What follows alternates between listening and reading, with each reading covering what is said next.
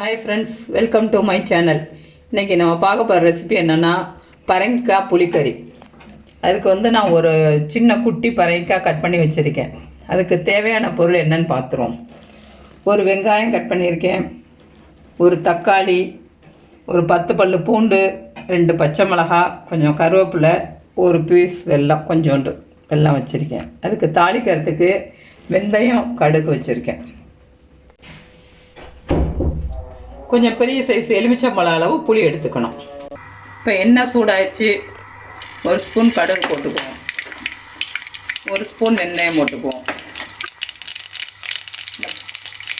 2 பச்சை மிளகாயை போட்டுக்குவோம். இந்த பூண்டு போட்டுக்குவோம். கொஞ்சம் கருவேப்பிலையை போட்டுக்குவோம். வெங்காயத்தை போட்டுக்குவோம்.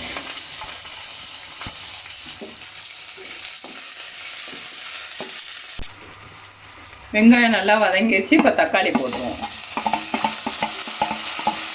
தேவையான கொஞ்சம் உப்பு போட்டுக்குவோம்.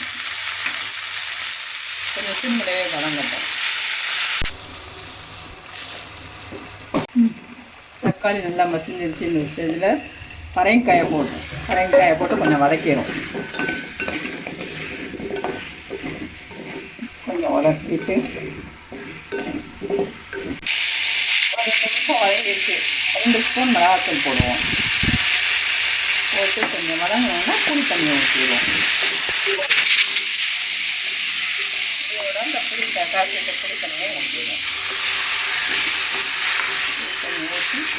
கொஞ்சம் தண்ணி ஊற்றி மூடி வச்சுடுவோம். வேகட்டும்.